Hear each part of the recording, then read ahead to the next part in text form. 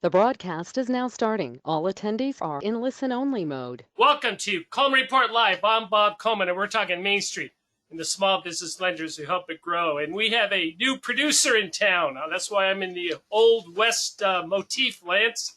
I don't know if you know this lady. Her name's Delaney Sexton.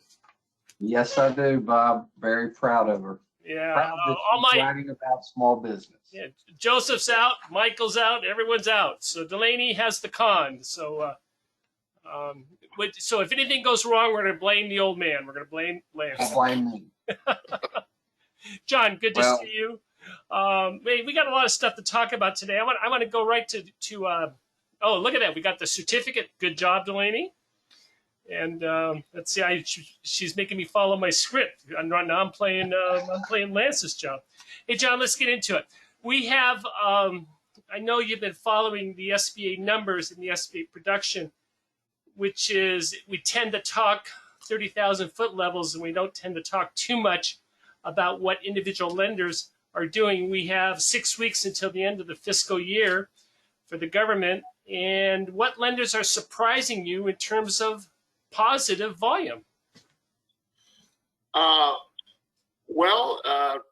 First Huntington, and I can say that since we talked a little bit before the show, SBA has updated this report. I guess they update in real time, and Huntington has now crossed the 6,000 loan threshold.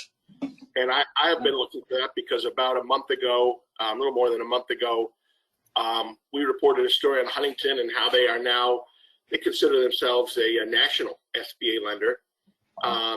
And I remember talking to their top SBA executive, Brent Standridge, and he talked about how they'll surpass 6,000 loans this year, and they've done it. So they're on target. So I was looking for that, and that's official now via SBA. But a couple of things surprised me. One, you talked about lenders, and I'll mention two. Bay First in Tampa.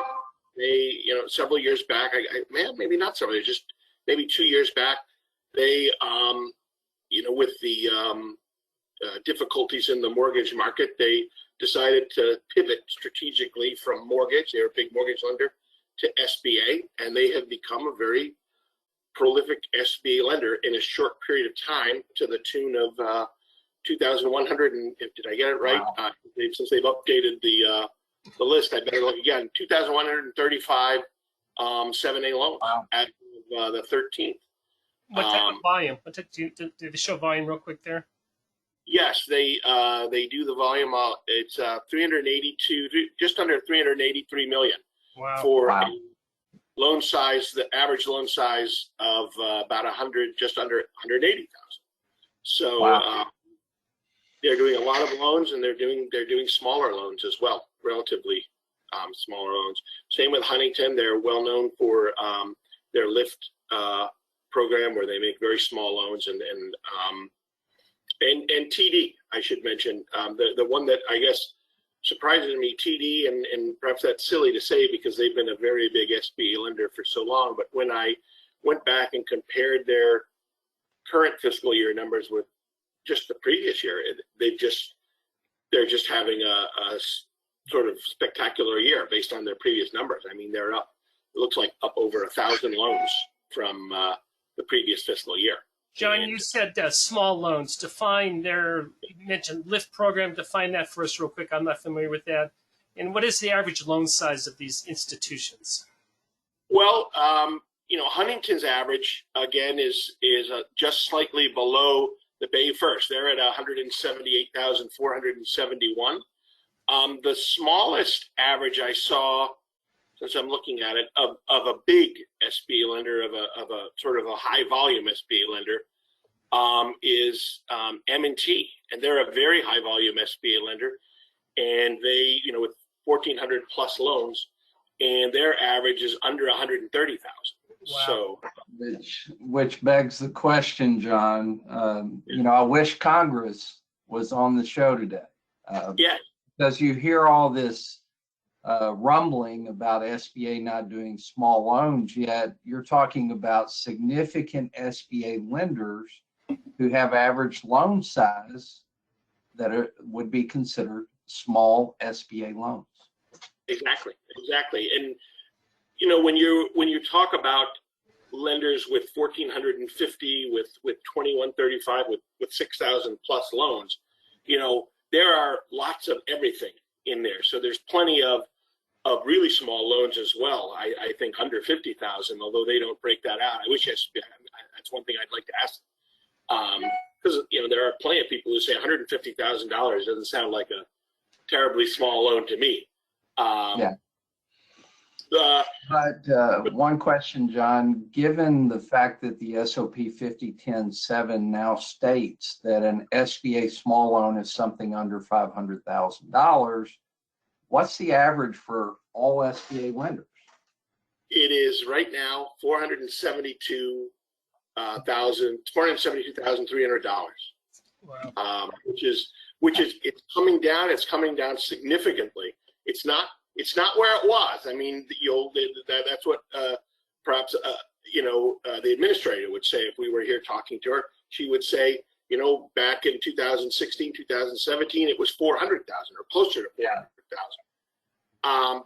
But a whole lot of stuff has happened since then, and the important thing, I guess, is that it's trending down, and every fiscal year is different. But if it continues this, probably by next year we would see it back at the levels of 2016. Well, and it's kind of interesting that the average SBA loan in the United States today would be considered an SBA small loan. Small loan. That's exactly right. By a substantial margin, $28,000. Yeah. Lance, what's your take on that? How's that affect? Well, the I just, I've listened to a number of Senate hearings. I've listened to the administrator, and they're all great people, and they all have great intentions. But the numbers tell a different story. And some of the numbers I've heard in congressional testimony, too, don't really paint the same picture the current numbers paint of SBA lending. This tells me SBA participant lenders have heard the administrator. They've heard Congress. They realize they want smaller loans, and they are delivering them. Right. And we've talked about this too. There is a path that could deliver more of the same, even better results, different from what the administrator did, and that is getting more of community banks and more credit unions, especially, to do more of these loans. Because John, I've been preaching this for Bob how long? All SBA has to do to blow up small loans is increase the guarantee percentage. Give us a 90% guarantee on an SBA loan under $100,000 and watch the volume grow. Yes. By the way, I went off script. I forgot to say something, which is we're a little light on content, so we're going to do stump. We're going to stamp Lance. We're going to stump Lance. So if you have any questions, put them over in chat. We can stump Lance. I do have one question for you, but let's finish this up, John. Go ahead, summarize. Go ahead and finish it up. Well, I think Lance did a great job of summarizing it. We are in this new era. The new rules are in effect. Congress is perhaps working towards revising some of those new rules, but that's a very heavy lift, and there's absolutely no guarantee that that legislation will be successful. Right. So what is in place are the rules, but the rules, while they're in place, they're not really in effect yet because none of these new these three new lenders are in place. I mean, the SOP is in place, but the lenders, they're still making their decisions on who these three new lenders will be, and potentially more in the future. So right now, what we have are, you want to call it the usual suspects, the banks and the credit unions that have been running this or sort of operating this program for decades. They're continuing to do so, and by all appearances, they're doing a very good job because, the other thing we'll say is if you just look at the projections, and I'm not the world's best projector, but it looks like if you take out that very unique 2021 fiscal year, this will be really just take out 20 and 21. This will be the SBA's best year ever in terms of just sort of a regular 7A year. And you know what I find, what I enjoy about the conversation, John, is we're not talking about a lending holiday. There's sufficient amount of authorization to meet the demand, which I think is indicative of the bipartisan support that SBA has with Congress. And that might be one of the good things to come out of the COVID period is there's a lot more lending capacity. Well, I'm going to start off by stamping Luntz. Oh, well, Bob, I wanted to make one final comment. It would be great if in one of these congressional committees, these types of stories and numbers came out, so they really truly understand where it's at. Because I do feel like sometimes when I listen to the committees and some of the statements that are made, I don't see it's not like what they're talking about is Z and I'm looking at A, but we're a little bit apart in terms of what we're seeing in SBA lending. And like John said, the SBA Participant Lending Group is doing a great job. They really are. And back in the history lessons, the old Speaker of the House, Tip O'Neill, who said all politics is local, all SBA lending is local. We can talk about national stats, whatever, but it comes down to one loan at a time. And that's what we're doing. All right, I got a question. I was unable to do any research on it. I did not prepare Lance, so this is going to be good. The question came up considering what's happening in Maui, and where are we today if lenders want to do pre-disaster loans? What programs are in effect, Lance? And do we need to do more research, or do you have an answer for us? Well, I think that the best way to find out is to contact SBA's disaster loans. I'm catching, yeah. Which there's one in El Paso, Texas, and one in Birmingham, Alabama. And just communicate with them and see. I know from a servicing perspective, you've got a natural disaster taking place. So, you have some servicing tools in your toolbox.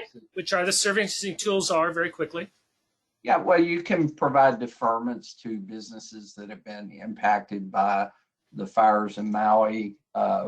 You can do extension, potentially within the rules, you can extend the maturity and re-amortize the payment. Can we now the loan amount? Can we fund additional money off that? SBA loans can be increased, yes, but make sure you follow the SOP rules on increases, and the fee has to be. Another thing I know came out, disaster increased last week, all of their amounts. I'm not that familiar with it. I know they increased it for homes and businesses. So we'll follow up on that. Delaney. Yeah, and there will be a disaster declaration if there's not already been, and SBA disaster loan teams will be going to Hawaii, which, by the way, I want to sign up now for Hawaii, but Maui's a beautiful place, and I really hate what's going on there. I'd like to make one point, sort of quietly. While there's been this major discussion about 7A, the SBA has been overhauling its disaster lending program. This is an SBA program. It doesn't involve banks. This is direct lending by the SBA, disaster lending. It's a type of lending that I guess you have to say banks have been hesitant to get into, but in the past, and I'm talking about several years past, the hurricane in, I think it was about 2012 in New Jersey, or the significant storm Sandy, and going back to Katrina, the SBA struggled with these type of very major disasters. Now that's a long time ago, and a lot of changes have made, a lot of technological changes. I'm certainly rooting for SBA and hoping and expecting that there will be a very spectacularly successful response to this. I know that certainly that's what they're gearing up for and aiming at. Yeah, well, I know lenders on the call are more than willing to help, and well, it has historic. That's what I was thinking. You know, every time in the past that there have been these major disasters, and SBA has, and I think anyone would struggle, but SBA has struggled, whether it be Sandy and Katrina. You know, there was talk about, you know, a bigger bankroll in disaster lending, and that hasn't happened, and frankly, nobody has stepped up from the industry. Well, they've had fits and starts to say, hey, we'll let you do a interim financing, but it has to be an existing customer, and they put all sorts of rules on it. So I'm very curious to see what happens now, especially as you said, John, we're 10 years later, we have better technology, we have a better handle what's going on, and we also have the data for track record. Yeah, so great.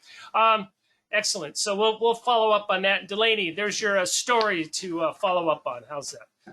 Question comes in. Lance, does a lease have to be in the name of a business, or can they sublease from another tenant? And if so, who signs the landlord lien waiver? Good question. Boy, that is a great question. I've not ever been asked before. I am going to say that the lease needs to be in the name of the borrower in order for you to do an SBA loan on it. Because with the sublease, there's so many issues that could occur, especially if they're collateral items in the property. Very good. Well, we got one question. We got two questions there for you, Lance. Very good. Hey, Lance, real quick. You're doing some webinars coming up. The one I'm interested in is UP, the Universal Purchase Package, September 13th, Wednesday. Real quick, give me an elevator pitch of what you're talking about. And well, I'll give you a... Hold on. Delaney, good job. Look at that. I mentioned that, and bam, there it is. Nope. Oh, yeah, there you go, Delaney. Well, let's talk about this one on Wednesday, or I'm sorry, a week from Wednesday. We're going to do a program on cleaning up your PPP loan balances. And I know most of you who did PPP lending probably have a few stragglers out there. Some have a lot, like myself. So we're going to talk about how to handle the remainder of your PPP portfolio and hopefully clean it up.